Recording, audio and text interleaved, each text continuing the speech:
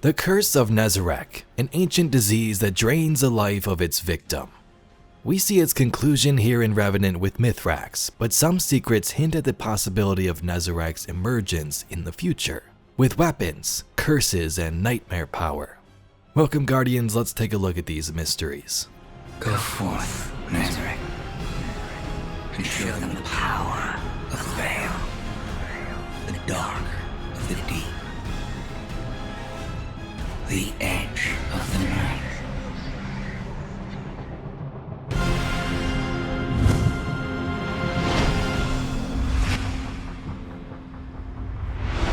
To understand the Curse of Nezarec itself, we must venture back to where this journey began. In Season of Plunder, we would collect the relics of Nezarec, parts of his body and artifacts that were scattered across space. A bunch of different enemies were after the same thing we were, like the Lucent Hive and also Aramis, the Witness wanting to collect these pieces and bring back one of its best disciples. The Guardian, though, managed to collect most if not all of these relics, bringing them into the Helm. There, Ida would begin to study them. I've searched for information on Nezarec in the Cryptarchy's records, but most of the primary sources from that era were destroyed. What we know from second-hand accounts is that Nezarec led the Witness's first assault on Earth, or as humans call it, the Collapse. After the Great Machine repelled the attack, Nezarec's pyramid crash-landed on your moon. Beyond that, the sources are vague. They hint at a process for harnessing the relic's power, but give no instructions. Now that we've collected all the relics, Mithrax and I believe that we could harness their power. To what end, we're still uncertain. While I believe in our abilities, I am concerned about the potential side effects such a process could have.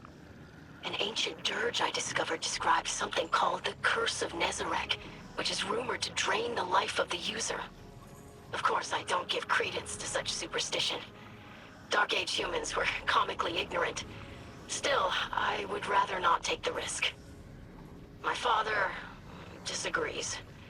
I suspect he wishes to redeem himself for his past wrongs, and in that, I cannot dissuade him. Listening back to some of this audio now is kind of crazy. Mithrax did redeem himself in a lot of ways. The curse began then when Mithrax made a tea to save Osiris. That was all the way back in the Witch Queen year. For 2 more years, that curse would linger, messing with Mithrax and his health.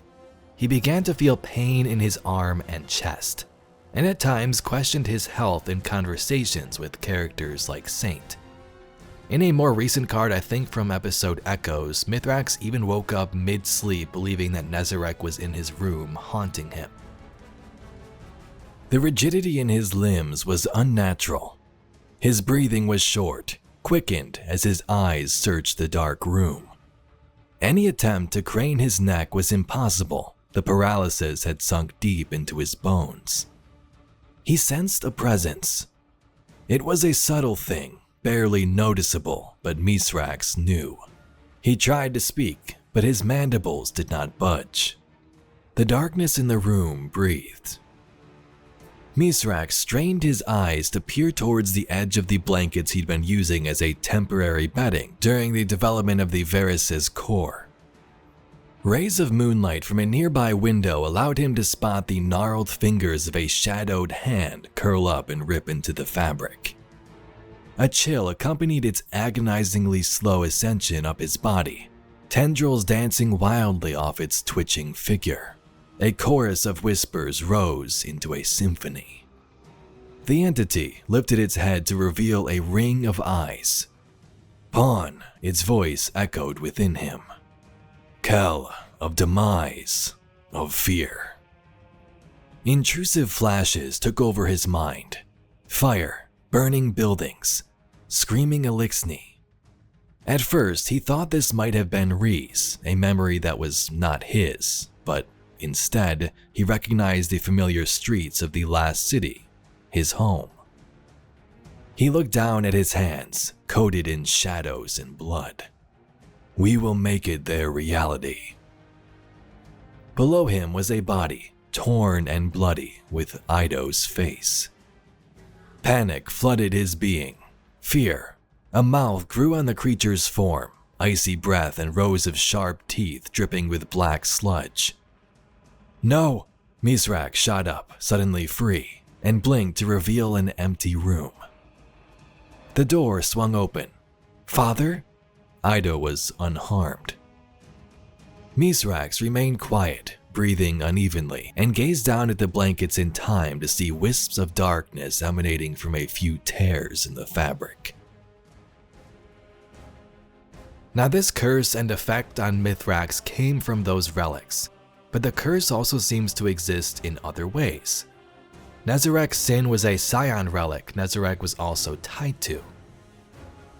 The helmet has many known owners throughout the years, all of whom have perished under mysterious circumstances, been rendered comatose, or have since relinquished their possession of the helm to another owner.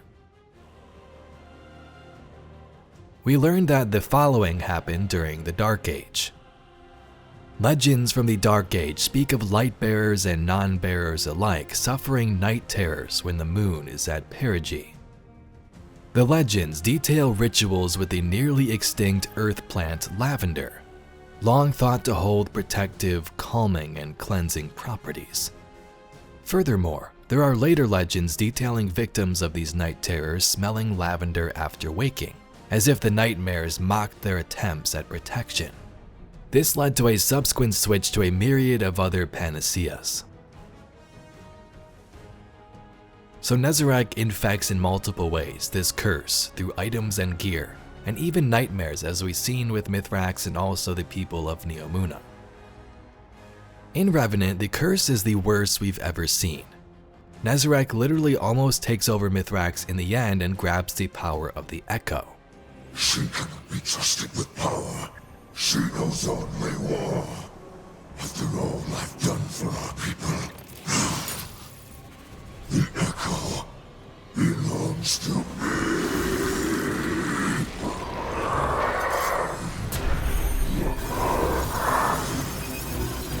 I alone am king of Chaos, first and last.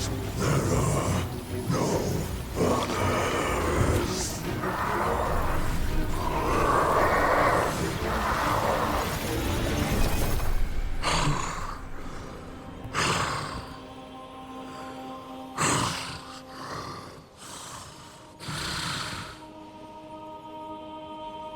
I can feel it.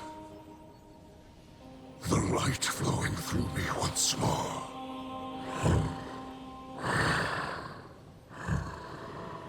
You have my gratitude. Aramiscal. Now it makes me wonder if this was just some effect driving him insane and it was still Mithrax in his own body, or if it was truly Nezarec himself trying to reach through and grab the power of an Echo. We do know the final god of pain still exists. Aramis was able to use the paracausal power of the Echo to save Mithrax and dispel the curse. Mithrax says he wonders if it will still be a part of him though. Though I feel the light flow through me once more, I fear the god of pain will always be with me. A lingering note of discord in my blood. And to me, this likely means that the curse is gone, but he will always be haunted by the curse itself and the effects it had on him physically and mentally. The god of pain will always be there to haunt him. Personally, I would like to know specifically how the Echo cured him. Maybe the light was able to wash away some of the darkness within, but we aren't sure. For now, like most things in Destiny, we'll just leave it to space magic.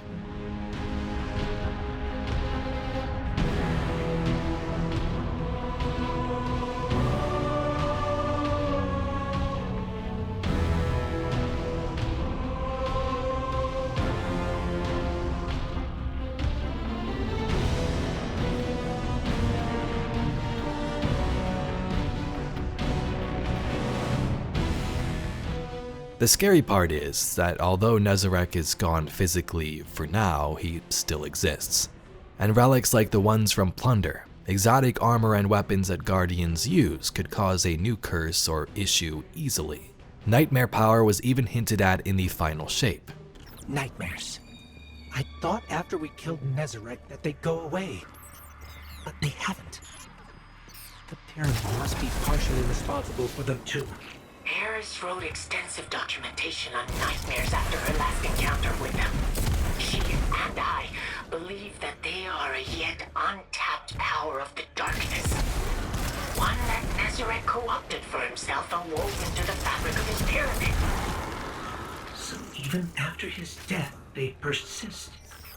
Which raises a larger question. Is Nezarec truly dead? Can something that exists as an idea ever be destroyed? On top of that, there are also humans and members of other species that formed a cult to worship Nezarec. I believe they were called the Acolytes. So there are many plot threads, but for the current moment, the Curse of Nezarec has been cleansed.